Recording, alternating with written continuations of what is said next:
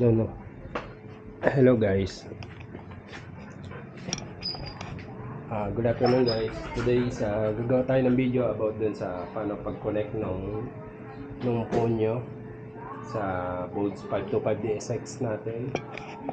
So, ayan guys. Ayan yung motor natin.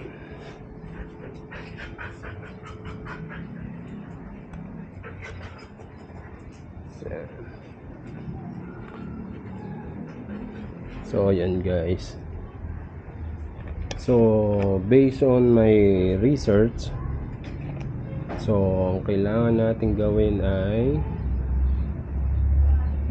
first, yung phone nyo, kailangan nyo munang i-download yung itong Bodes Mapbox. Ayan, Bodes Mapbox. So, kung isa-search nyo sa Google Play Store, ayan, search natin Bodes.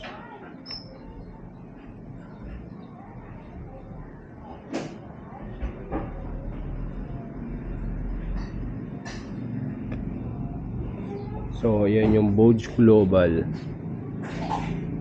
So, ayan, download nyo yung Bodes Global na yan. Yan, kung nakikita nyo yung Bodes Global. So, I already installed it. So, ayan. So, pag in-open nyo, ito yung configuration nya. Kailangan nyo lang mag-create ng account. So, try natin i-open yung motor natin. So, ayan.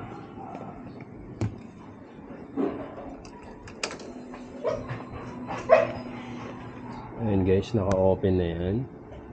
So, kukonect natin yung Bluetooth. So, naka-open na yung motor natin. Ayan. So, ito guys yung Bodes Mapbox o Bodes Global app.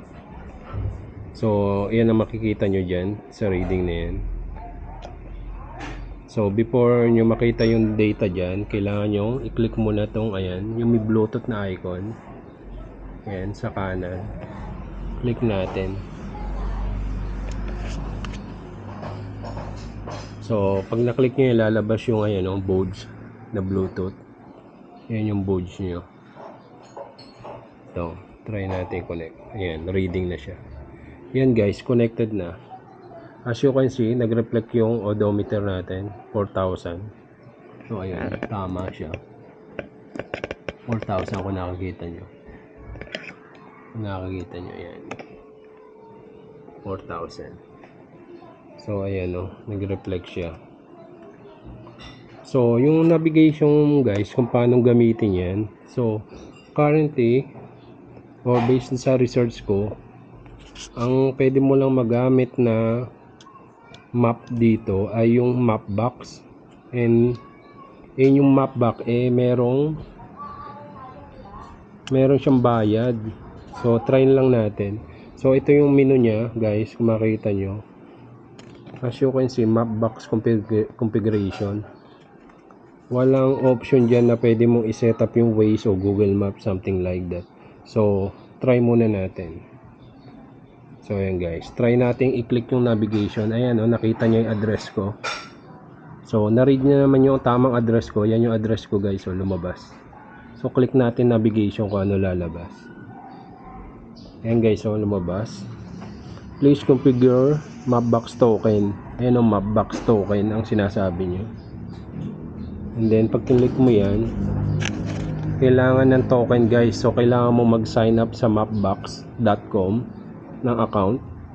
And then magge-generate yun ng token. And then before mo bago makapag-sign up doon, meron yung bayad. So dito sa Pilipinas guys, hindi natin pwedeng gamitin yung Google Map API. So far walang option yung app nila. Ayan no, pag-click lang ng navigation. Pag-click mo navigation, yan lang yung option na ibibigay sa'yo. Pag-click mo yung cancel, wala. So, yun guys. Yan lang, connect trip. Sa trip history walang laman. I don't know dahil ngayon ko pa lang kinonect tong yung app sa motor natin. So ayun lang guys. So far wala akong makitang option dito.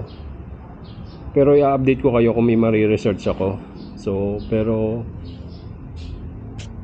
as you can see guys, hindi natin magagamit tong navigation na to. And then yun lang. And then yung nasa sports bike ng Bodes na 525RR, I think magkaiba sila ng ano, yung guys kasi may riding mode. I think ay track na pinapakita sa screen. I think ito wala. So yun guys. So yun lang guys. So hindi natin magagamit yung sad to say yung Waze or Google Map dito sa Bodes app na to. So pero kung meron ako makikita, i-update ko kayo. So yun. Try natin palabasin yung wala ito. Eco and Sports lang to. TCX to. Then ito ABS on and off. Enter natin, date lang.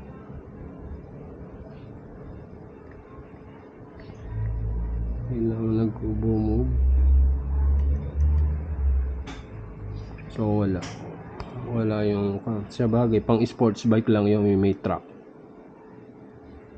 reading. I think wala, ito lang nagsisit.